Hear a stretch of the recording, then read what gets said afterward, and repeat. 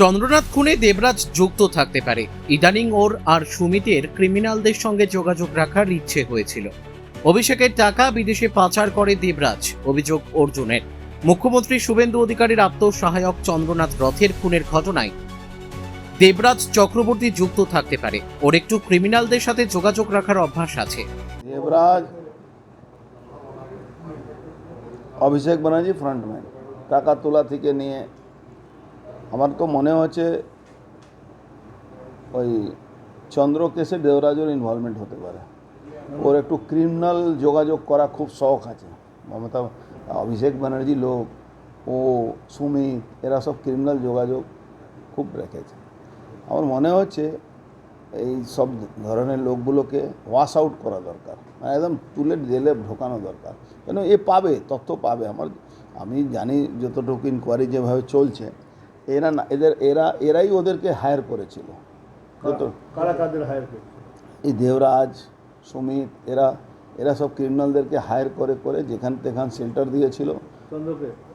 চন্দ্র থেকে আরও মার্ডার করাবার এদের প্ল্যান ছিল, কিন্তু ঘটনাক্রমে এই ঘটনাটা ঘটেছে ইলেকশনে রেজাল্টের পরে।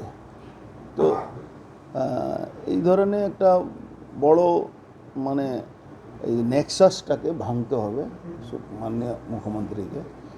উনি নিজেই পুলিশটা দেখছেন, তো সব তথ্য সামনে আসবে।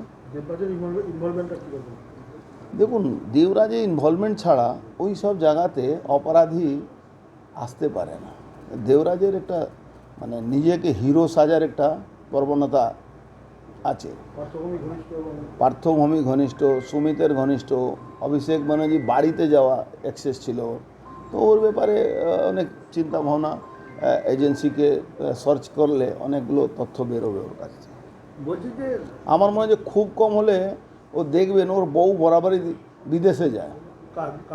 দেবরাজের বউ এই হাওয়ালা নেক্সেস দিয়ে টাকাগুলো পাঠিয়ে, অভিষেকের টাকাগুলো ওর কিন্তু বিদেশে কোম্পানি খুলে অ্যাকাউন্ট খুলে রেখেছে। ওই জন্য তো ওই এতে, অথচ ওদের মধ্যে নিজের মধ্যে রিলেশন ভালো না থাকলেও কিন্তু ওর আওরান নিয়ে এই অনেকগুলো টাকা পাচার হতো।